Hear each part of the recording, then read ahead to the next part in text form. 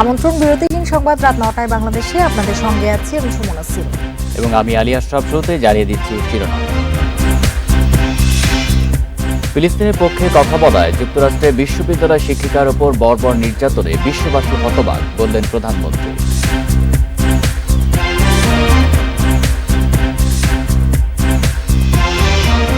Hit স্ট্রোকে ৬ জেলায় ৮ জনের মৃত্যু। ইতিহাসের দ্বিতীয় সর্বোচ্চ তাপমাত্রা যশোরে ৪৩.৮ ডিগ্রি।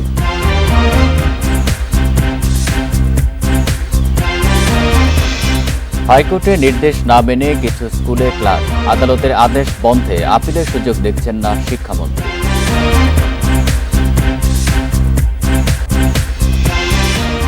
অসহ্য গরমের জন্য সরকারি সংস্থা ও মুনাফালোভীরা দায়ী, বলছে বাপা। সরাসরি পদক্ষেপ নেয়ার দাবি।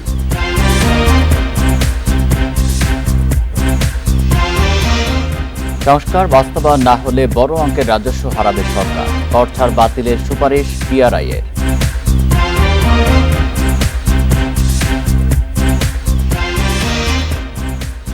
শিরোনাম, এবার বিস্তারিত। ফিলিস্তিনের পক্ষ নেওয়ায় যুক্তরাষ্ট্রের বিশ্ববিদ্যালয় শিক্ষিকার ওপর মার্কিন পুলিশের নির্যাতন বিশ্ববাসীকে হতবাক করেছে বলে মন্তব্য করেছেন প্রধানমন্ত্রী শেখ হাসিনা। বলেন, আমেরিকা বিভিন্ন দেশের মানবাধিকারের ওপর প্রতিবেদন দেয়, অথচ নিজেদের মানবাধিকারের নজর দেয় না।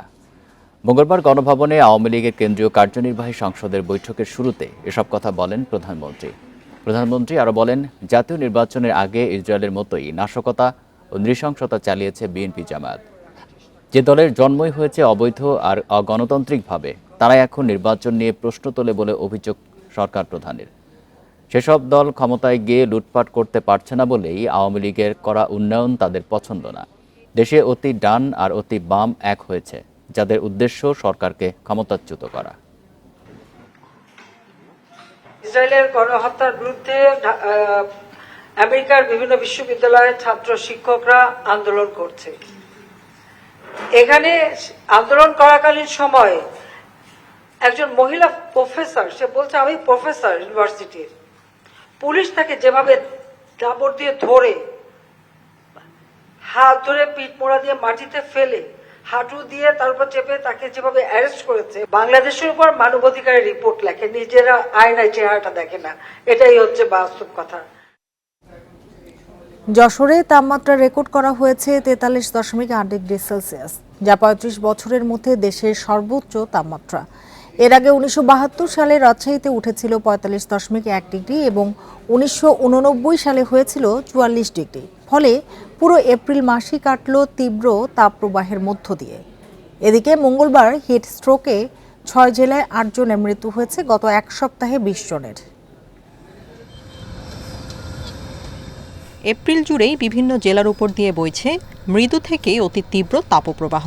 দেশের ইতিহাসে দ্বিতীয় সর্বোচ্চ ৪৩.৮ ডিগ্রি তাপমাত্রার রেকর্ড করেই শেষ হলো মাসটি।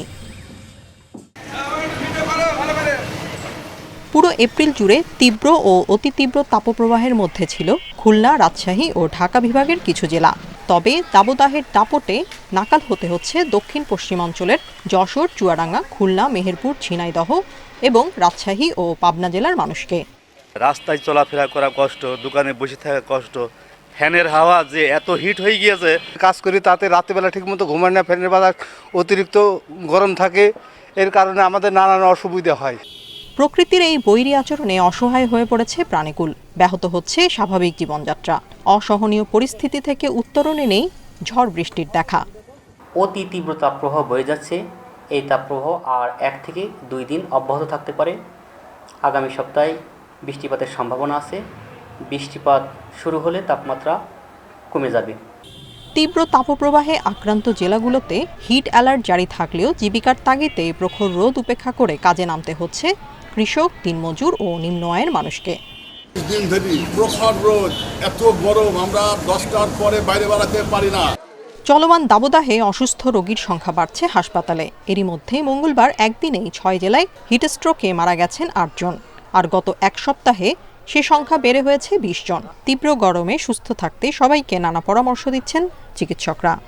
যে হিটস্ট্রোকের সঙ্গে কার্ডিয়াক অ্যারেস্ট নিয়ে আসতেছে বা হার্ট ডিজিজ, হার্ট অ্যাটাক নিয়ে আসতেছে, স্ট্রোক এরকমভাবে তারা আসতেছে আর কি, বা পানি শূন্যতা নিয়ে আসতেছে।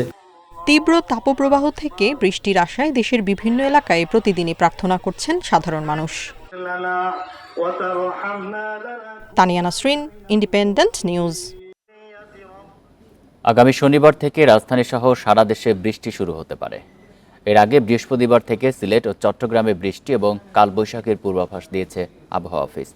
তবে আগামীকালও কিছু কিছু এলাকায় তীব্র তাপপ্রবাহ থাকবে। এতে আবারও জারি করা হতে পারে হিট অ্যালার্ট।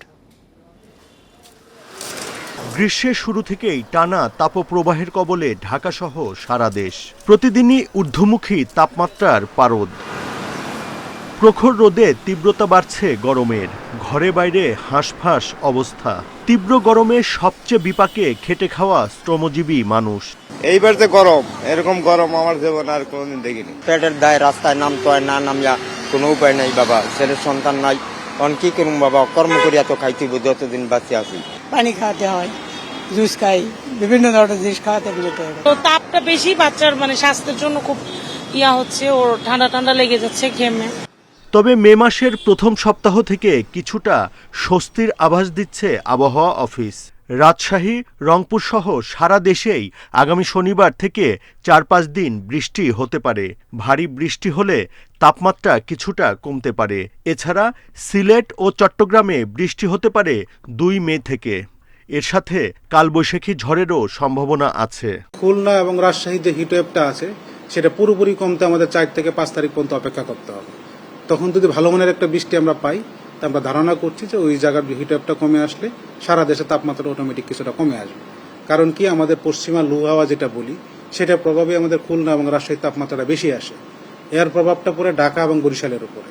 তো ওই সাইডে যখন তাপমাত্রা পুরোপুরি কমে আসবে, আমরা ধারণা করি যে সারা দেশে তাপমাত্রা অনেকটা কমে আসবে। মে মাসের মাঝামাঝি থেকে আবারও তাপপ্রবাহের কবলে পড়তে পারে দেশের বেশিরভাগ জেলা, বলছেন আবহাওয়াবিদ।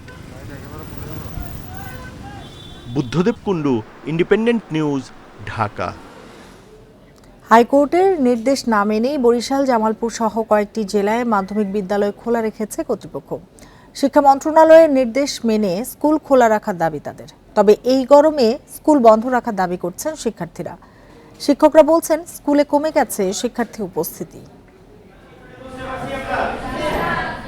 গরম উপেক্ষা করে মঙ্গলবার সকালে জামালপুরের বিভিন্ন বিদ্যালয়ে শিক্ষার্থীরা উপস্থিত হয়।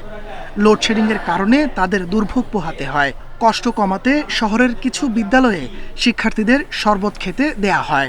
দুপুরের রোদে বাড়ি ফেরার সময় ভোগান্তি বাড়ে। কারেন্ট চলে গেলে আমাদের গরমের সমস্যা হয়। ব্রাহ্মণবাড়িয়া ও বরিশালে বিদ্যালয় খোলা থাকলেও গরমে কমে গেছে শিক্ষার্থীর উপস্থিতি। বিদ্যালয় খোলা ও বন্ধের সময়সূচি পরিবর্তনের দাবি জানান শিক্ষার্থীরা। মনোযোগ দিয়ে ক্লাস করতে পারছেন, এই গরমটা অনেক বেশি। আমাদের স্কুলের অনেকেই বেহুশ হয়ে যাচ্ছে এই গরমের কারণে। শিক্ষার্থীদের কিছু সমস্যা হচ্ছে, আর উপস্থিতি তুলনামূলকভাবে একটু কম। বিশেষ করে লেজারের পর আমাদের ছাত্রছাত্রীগুলো ধরে রাখাটা খুব কষ্ট হচ্ছে। ফেনী ও নেত্রকোনায় প্রাথমিক বিদ্যালয় বন্ধ থাকলেও খোলা ছিল মাধ্যমিক বিদ্যালয়। বেশিরভাগ প্রতিষ্ঠান দুপুরের আগে ছুটি দেয়া হয়। তীব্র গরমে ক্লাস বন্ধ রাখার দাবি জানায় শিক্ষার্থীরা। অনেকদিন যাবতীয় আমাদের এখানে প্রচুর গরমের কারণে আমাদের ক্লাস করতে অসুবিধা হয়। এদিকে শিক্ষা প্রতিষ্ঠান বন্ধের বিষয়ে আদালতের আদেশের কপি না পাওয়ার কথা উল্লেখ করে শিক্ষামন্ত্রী মহিবুল হাসান চৌধুরী জানান, আগামী 2 দিন হাইকোর্ট বন্ধ থাকায় আপিলের সুযোগ নেই। আসলে কোর্ট ক্যালেন্ডারে আমরা দেখলাম যে বৃহস্পতিবার আদালত বন্ধ। যেহেতু বৃহস্পতিবার আদালত বন্ধ, আমাদের কিন্তু আপিলেরও সুযোগ নেই। আজকে সর্বশেষ সুযোগটা ছিল, আমরা অপেক্ষমান ছিলাম যে আমরা নির্দেশনাটা পাবো। তবে যেহেতু আমরা আজকে যেহেতু বন্ধ আমরা এমনিতেই ঘোষণা করেছি, এই বিষয়ে আমি কোনো মন্তব্য করতে চাই না। চলমান তাপপ্রবাহে হাইকোর্ট ও শিক্ষা মন্ত্রণালয়ের 2 ধরনের নির্দেশে বিপাকে পড়ে বিভিন্ন বিদ্যালয় কর্তৃপক্ষ। তাপস সরকার, ইন্ডিপেন্ডেন্ট নিউজ। শিক্ষা প্রতিষ্ঠান বন্ধ বিষয়ে আদালতের আদেশের কপি শিক্ষা মন্ত্রণালয় পায়নি বলে দাবি করেছেন শিক্ষামন্ত্রী মহিবুল হাসান চৌধুরী। তিনি জানান, আগামী 2 দিন হাইকোর্ট বন্ধ থাকায় আপিল করারও সুযোগ নেই। মঙ্গলবার সচিবালয়ে এক ব্রিফিংয়ে এসব কথা জানান তিনি। বলেন, আদালতের অন্তর্বর্তীকালীন আদেশের প্রতি শ্রদ্ধাশীল থাকবে মন্ত্রণালয়। কপি হাতে পেলে রাষ্ট্রপক্ষের আইনজীবীদের সঙ্গে কথা বলে সিদ্ধান্ত নেওয়া হবে। এদিকে শিক্ষা মন্ত্রণালয়ের আদেশে মঙ্গলবার দেশের 2 বিভাগসহ বিভিন্ন জেলার মাধ্যমিক ও কলেজ পর্যায়ের শিক্ষা প্রতিষ্ঠান বন্ধ রয়েছে। তবে উচ্চ আদালত বৃহস্পতিবার পর্যন্ত দেশের সব শিক্ষা প্রতিষ্ঠান বন্ধের স্বতঃপ্রণোদিত আদেশ দেন। এই অবস্থায় বৃহস্পতিবার শিক্ষা প্রতিষ্ঠান বা বন্ধের বিষয়ে কোনো আদেশ এখনও দেয়নি মন্ত্রণালয়। গ্রীষ্মকালীন ছুটি এখনই বাতিল করা হবে কিনা সেটিও নিশ্চিত করা হয়নি। তবে যতদিন প্রয়োজন ততদিন শনিবারেও ক্লাস চলবে। আইনগতভাবে আমরা আমাদের যে আইনি পরামর্শ সেই অনুযায়ী আমাদের প্রাথমিক সিদ্ধান্ত ছিল যে আমরা এটা আপিল করব। যেহেতু আমরাও তো বিদ্যালয় বন্ধ রেখেছি, আপিল যেহেতু করবার নীতিগত সিদ্ধান্ত আমরা নিয়েছি, কিন্তু আপিল করার জন্য তো আমার আসলে রায়টা কি হয়েছে সেটা তো জানতে হবে, আদেশটা কি হয়েছে সেটা। নগর অঞ্চলে অসহ্য গরম ও তাপপ্রবাহের জন্য সরকারি সংস্থা ও গুরুত্বপূর্ণ পদে থাকা কিছু স্বার্থপর দায়ী বলে অভিযোগ করেছে বাংলাদেশ পরিবেশ আন্দোলন বাপা। সংগঠনটির সভাপতির অভিযোগ, দায়িত্বশীল ব্যক্তিরা দেশকে নিয়ে ভাবছেন না, মুনাফার লোভে কংক্রিটে ঢেকে ফেলছে দেশ। মঙ্গলবার ডিআরইউতে এক আলোচনা সভায় বিশেষজ্ঞরা এসব কথা বলেন। এপ্রিল জুড়ে তীব্র তাপপ্রবাহ ও অসহনীয় গরমে ভুগেছে মানুষ। এই চরম আবহাওয়ার পেছনে কারা দায়ী তা নিয়ে চলছে নানা জল্পনা কল্পনা আর দোষারোপ। মঙ্গলবার ঢাকা রিপোর্টার্স ইউনিটিতে আয়োজন করা হয় তাপপ্রবাহের তীব্রতা, দায়কার, করণীয় কি শীর্ষক আলোচনা। এতে মূল প্রবন্ধ উপস্থাপন করেন বাপার সহসভাপতি স্থপতি ইকবাল হাবিব। মাত্র কয়েক হাজার মানুষের জন্য ঢাকার কোটি মানুষের জীবন বিপন্ন হতে পারে না। প্রবন্ধে বলা হয়, অতিষ্ঠ গরমে ছায়া দিতে পারে এমন গাছ নেই। সিটি কর্পোরেশন, রাজুক সহ সংশ্লিষ্টদের এর দায় নিতে হবে। নির্বিচারে গাছ কেটে উষ্ণ করা হয়েছে প্রকৃতিকে। এসির যথেচ্ছ ব্যবহার বৃদ্ধির কারণে বাড়ছে তাপমাত্রা। এই মুহূর্তে 40 ডিগ্রি সেলসিয়াসের জায়গায় উনি ওনার টেম্পারেচারকে 26 ডিগ্রি বানিয়েছেন এবং এই অতিরিক্ত 14 ডিগ্রি ঢেলে দিচ্ছেন তার প্রতিবেশীর উপর। বাপা সভাপতি বলেন, দেশের অনেক উন্নয়ন কাজেরই সমন্বয় নেই। সড়ক বানাতে গিয়ে গাছ কাটা, শোভা বাড়াতে কংক্রিট ব্যবহার করায় মানুষের অস্বস্তি বেড়েছে। সেই জন্য যারা রাজনীতিবিদ তাদেরও আজকের এই ব্যাপারটায় সোচ্চার হওয়া দরকার এবং সরকারেরও আমরা মনে করি যে তাদের পলিটিক্যাল স্ট্যান্ড এবং রাজনৈতিক সিদ্ধান্তের ব্যাপার যে এগুলো তারা পরিবর্তন করবেন কিনা। অন্য বক্তারা বলেন, এখন আর সচেতনতা তৈরি নয়, সরাসরি পদক্ষেপ নিতে হবে।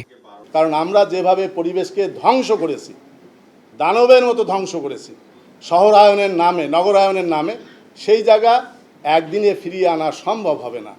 পরিবেশ আইন ভঙ্গকারী শাস্তি নিশ্চিত করা, উন্নয়নের নামে গাছ কাটা বন্ধ, জলাশয় উদ্ধার সহ 8 দফা দাবি জানায় বাপা। অন্যান্য বায়ু দূষণকারী কার্যক্রম রোধে সংশ্লিষ্ট কর্তৃপক্ষ কর্তৃক কার্যকরী এবং দৃষ্টান্তমূলক দৃশ্যমান পদক্ষেপ চাই। আল আমিন হক, ইন্ডিপেন্ডেন্ট নিউজ, ঢাকা। জাতীয় হৃদরোগ ইনস্টিটিউটে 4 দিন পর মাত্র একটি অপারেশন থিয়েটার চালু হয়েছে। বাকি 6টিতে অস্ত্রোপচার এখনও বন্ধ। কর্তৃপক্ষ বলছে, এয়ার প্লান্টে সমস্যা হওয়ায় এই সংকট তৈরি হয়েছে। বৃহস্পতিবারের মধ্যে সবগুলো ওটি চালু হবে বলে জানান হাসপাতালের পরিচালক। জাতীয় হৃদরোগ ইনস্টিটিউটে ভর্তি প্রায় 1400 রোগী। ছোট বড় মিলিয়ে এখানে অপারেশন থিয়েটার আছে 7টি। প্রতিদিন অস্ত্রোপচার হয় 40 থেকে 50টি। শনিবার একসঙ্গে অচল হয়ে পড়ে সব কটি অপারেশন থিয়েটার। দুর্ভোগে পড়েন রোগীরা। বলছে যে সার্জারি বিভাগে যে যোগাযোগ করো, যোগাযোগ না হলে এর হার্ট কন্ডিশনে দ্রুত অপারেশন করতে হবে। সকাল 7টা সাড়ে 7টা বাজে নিয়ে গেছে অপারেশনের রুমে। নেওয়ার পরে ওনাদের অনেকক্ষণ নেওয়ার পরে অপারেশন করে নাই, বলছে অপারেশন হবে না আজকে, এসি নষ্ট আর হচ্ছে আপনার অক্সিজেন নেই, অক্সিজেনের সমস্যা, গ্যাসের সমস্যা। কর্তৃপক্ষ বলছে, অপারেশন থিয়েটারের এয়ার প্লান্টে পানি আসতে থাকায় বন্ধ হয়ে যায় অস্ত্রোপচার। অপারেশন থিয়েটারের ভিতরে ভেন্টিলেটর চালাইতে হলে 3টা জিনিস লাগে, একটা হলো অক্সিজেন, একটা হলো ভ্যাকুয়াম, আর একটা হলো এয়ার প্লান্ট। ওই এয়ার প্লান্টে ডিস্টার্ব হওয়াতে আমরা ভেন্টিলেটর চলছিল না বিধায় আমরা 2 দিন অপারেশন করতে পারিনি। শনি রবি 2 দিনের মধ্যে আমরা সেরে ফেলেছিলাম, কিন্তু কালকে সোমবার দিন সকালে আবার দেখা গেল আবার কিছু ত্রুটি আছে। মঙ্গলবার 4টি অপারেশন থিয়েটারের ত্রুটি মেরামত করা হয়েছে। পরীক্ষামূলকভাবে করা হয় একটি অস্ত্রোপচার। বাকি 3টি দ্রুত ঠিক হয়ে যাওয়ার আশা করছে কর্তৃপক্ষ।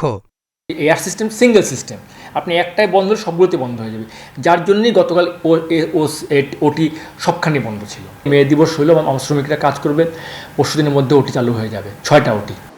গরমে সংকটে পড়ে হাসপাতালের অপারেশন থিয়েটার ও আইসিইউ এর শীতাতপ নিয়ন্ত্রণ ব্যবস্থাও ঠিকমতো কাজ করেনি সিসিইউ এর এসিও।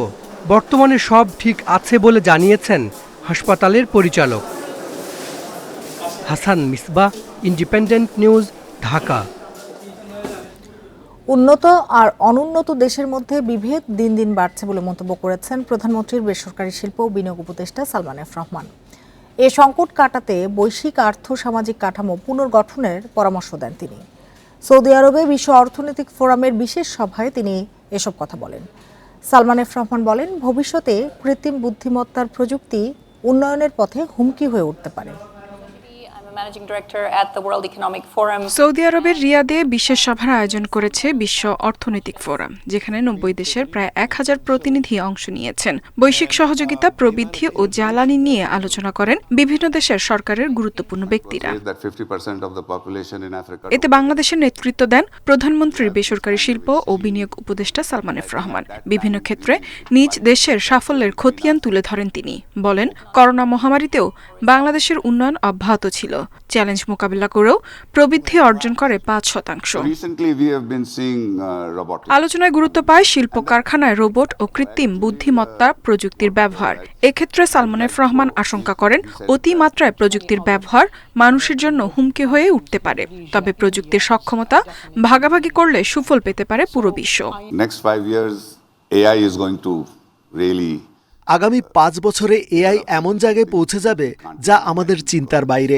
ভবিষ্যতে মানুষের চেয়েও বেশি শক্তিশালী হয়ে উঠতে পারে কৃত্রিম বুদ্ধিমত্তা প্রযুক্তি। কর্মক্ষেত্রে মানুষকে চ্যালেঞ্জের মুখে ফেলে দেবে। এ সময় মার্কিন বিনিয়োগকারী ল্যারি ফিঙ্ক বলেন, বিনিয়োগ বাড়ানোর মাধ্যমে পুঁজিবাজারকে গতিশীল করতে হবে। এছাড়া সামাজিক সমস্যা এড়াতে প্রযুক্তির ব্যবহার বাড়ানোর তাগিদও দেন তিনি। বিনিয়োগের মাধ্যমে শক্তিশালী পুঁজিবাজার গঠন করতে হবে। এটি আর্থিক খাতকে গতিশীল করবে। প্রযুক্তির কারণে সবকিছু দ্রুত বদলে যাচ্ছে। যেসব দেশে জনসংখ্যা কমছে সেখানে প্রযুক্তি ব্যবহারে সামাজিক সমস্যা কম। যেসব দেশে জনসংখ্যা বাড়ছে সেখানে শিক্ষা ও কর্মসংস্থানের সমস্যা দেখা দিচ্ছে। আলোচনায় সালমান এফ রহমান বলেন, রাশিয়া ইউক্রেন যুদ্ধের কারণে বিশ্বের বিভিন্ন দেশকে পড়তে হয় অর্থনৈতিক চ্যালেঞ্জের মুখে। এতে বাংলাদেশের কোনো দায় না থাকলেও ভুগতে হচ্ছে ঠিকই। ইউক্রেন রাশিয়া যুদ্ধ আমাদের ভয়াবহভাবে ক্ষতিগ্রস্ত করেছে। বৈদেশিক মুদ্রার রিজার্ভ কমেছে, টাকার বিপরীতে ডলার শক্তিশালী হয়েছে। 12 বছর অর্থনীতি স্থিতিশীল থাকলেও হঠাৎ অবমূল্যায়নের মুখে পড়তে হয়েছে। যুদ্ধ আমাদের সমস্যায় ফেলেছে, কিন্তু এর দায় আমাদের নয়। এ সময় প্রধানমন্ত্রীর উপদেষ্টা জানান, টেকসই উন্নয়নের লক্ষ্যে সবাইকে একসঙ্গে কাজ করতে হবে। ইফাতারা, ইন্ডিপেন্ডেন্ট নিউজ। রোহিঙ্গাদের মিয়ানমারে প্রত্যাবাসন নিশ্চিত করতে আবারও আন্তর্জাতিক সম্প্রদায়ের জোরালো ভূমিকা চাইল বাংলাদেশ। ঢাকা নিযুক্ত বিভিন্ন দেশের রাষ্ট্রদূত, হাই কমিশনার এবং আন্তর্জাতিক সংস্থার প্রতিনিধিদের সঙ্গে বৈঠক করে সরকারের এই বার্তা জানান প্রধানমন্ত্রীর মুখ্য সচিব মোহাম্মদ তোফাজ্জল হোসেন মিয়া। রোহিঙ্গা সংকট সমাধানের বিভিন্ন বিষয় নিয়ে বিকেলে প্রধানমন্ত্রীর কার্যালয়ে এই বৈঠক হয়। প্রধানমন্ত্রীর মুখ্য সচিব বলেন, রোহিঙ্গাদের মিয়ানমারে ফেরত পাঠানোই বাংলাদেশের লক্ষ্য। তবে ফিরে যাওয়ার প্রক্রিয়া বিলম্বিত হওয়ায় রোহিঙ্গাদের মধ্যে হতাশা বাড়ছে এবং তারা অপরাধে জড়িয়ে পড়ছে, যা বাংলাদেশ সহ এই অঞ্চলে নিরাপত্তার জন্য হুমকি। এ সময় রোহিঙ্গা সংকট নিরসনে নিজ নিজ দেশের সরকার ও সংস্থার প্রচেষ্টা অব্যাহত রাখার প্রতিশ্রুতি ব্যক্ত করেন রাষ্ট্রদূত ও হাই কমিশনার এবং আন্তর্জাতিক সংস্থার প্রতিনিধিরা।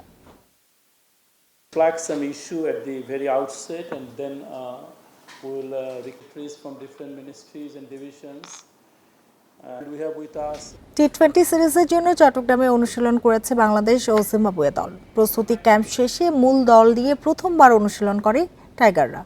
ডিপিএলে আবাহনীর হয়ে খেলতে আফিফ, তানজিম ও তানভীর ঢাকায়। বাকিদের নিয়ে তীব্র গরমেও পুরোদমে অনুশীলন সেরেছে জাতীয় দল। কোমরে চোট পেয়ে লিটনের উঠে যাওয়া চিন্তার কারণ, শান্ত তানজিদরা পাওয়ার হিটিংয়ে গুরুত্ব দিয়ে ব্যাটিং করেছেন। 1.5 বছর পর জাতীয় দলে ফেরা সাইফুদ্দিনের ওপর আলাদা নজর ছিল। ফিটনেস ইস্যুতে প্রথম 3 ম্যাচের দলে নেই সৌম্য, তবে বিশ্বকাপ ভাবনায় আছেন বলেই দলের সঙ্গে অনুশীলন চালিয়ে যাচ্ছেন। 5 সিরিজের প্রথম 3 টি20 3, 5 ও 7 মে চট্টগ্রামের জহুর আহমেদ চৌধুরী স্টেডিয়ামে।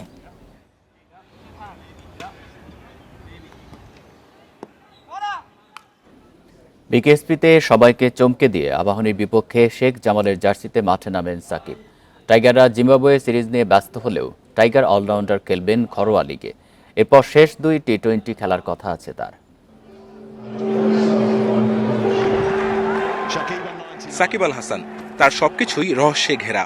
চারদিকে চাউর ছিল যুক্তরাষ্ট্রে ছুটি কাটিয়ে 30 এপ্রিল দেশে ফিরবেন, অথচ সেই 30 এপ্রিল তিনি বিকেএসপিতে শেখ জামালের হয়ে খেললেন আবাহনীর বিপক্ষে। 49 রানে আউট হয়ে 50 মিস করলেও ব্যাট হাতে ছিলেন সাবলীল। আনপ্রেডিক্টেবল সাকিব যখন ছুটিতে যান সেটাও ঠিকঠাক জানতেন না শেখ জামালের কোচিং স্টাফ। আবার সাকিব কখন ফিরবেন জাতীয় নির্বাচকরাও স্পষ্ট করতে পারেননি। সে কারণেই নেই জিম্বাবুয়ের বিপক্ষে প্রথম 3 ম্যাচের দলেও। সাকিব চলেন তার মেজাজ মর্জি মতো, হাজারো ব্যস্ততা সামলান সুপারম্যান হয়ে। জাতীয় দল যখন ক্যাম্পে ব্যস্ত, সাকিব তখন যুক্তরাষ্ট্রে পরিবারের সঙ্গে।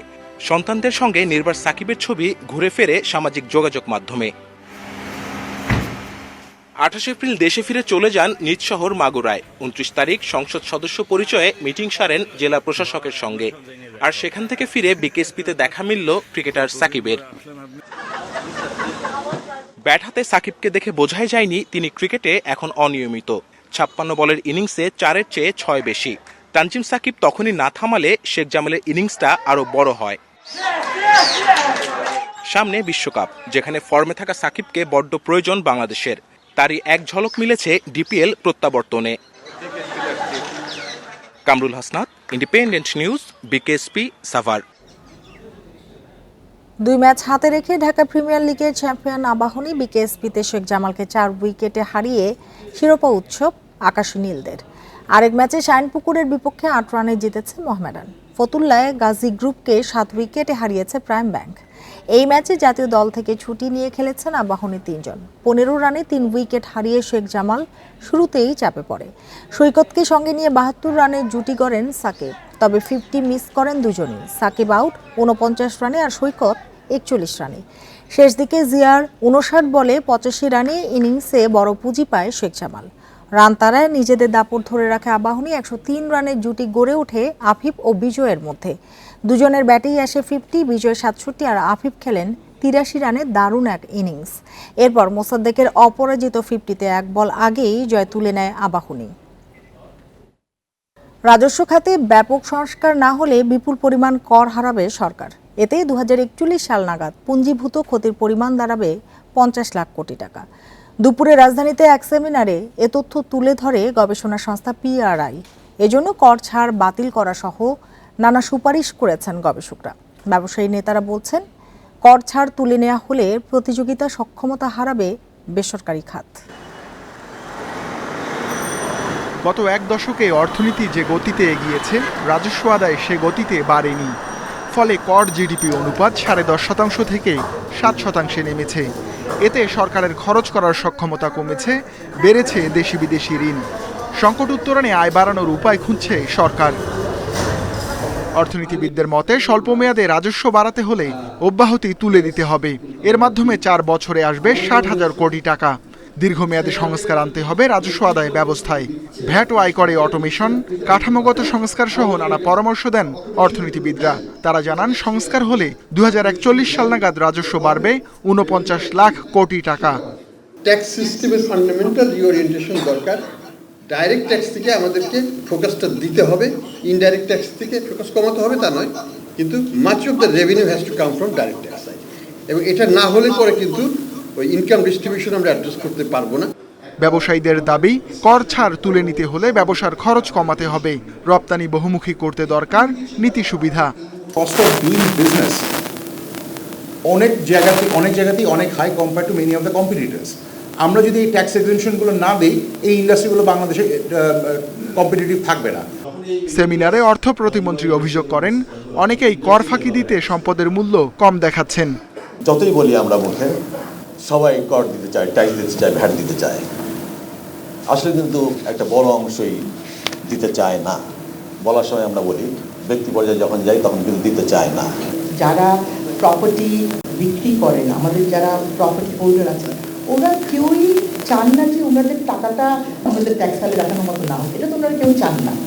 সামষ্টিক অর্থনীতির ভারসাম্য রক্ষায় নীতি নির্ধারণে নানা দুর্বলতার কথা স্বীকার করেন প্রধানমন্ত্রীর অর্থ উপদেষ্টা মশিউর রহমান। Ruhul Amin, independent News, Dhaka. 1.5 মাসের মাথায় আবারও পূর্ব সুন্দরবনে মারা গেল বাঘ। মঙ্গলবার দুপুরে মরা পশুর খাল থেকে বাঘের মরদেহটি উদ্ধার করে বন বিভাগ। সেটি নেওয়া হয়েছে মোংলার করমজলে। সুন্দরবনে বন সংরক্ষক মিহির কুমার দে বিষয়টি নিশ্চিত করেছেন। বন বিভাগের ধারণা বেশ কয়েকদিন আগেই বাঘটির মৃত্যু হয়েছে, তবে কী কারণে এটি মারা গেছে তা নিশ্চিত হতে পারেননি কর্মকর্তারা। সুরতহাল পরীক্ষা শেষে মৃত্যুর কারণ অনেকটা নিশ্চিত হওয়া যাবে বলে জানিয়েছেন তারা। এর আগে 12 ফেব্রুয়ারি পূর্ব সুন্দরবনের শরণখোলা রেঞ্জের কচিখালী অভয়ারণ্য এলাকায় একইভাবে খাল থেকে বাঘের মরদেহ উদ্ধার করা হয়। সেটির ময়নাতদন্ত প্রতিবেদন এখনও প্রকাশ করেনি বন বিভাগ।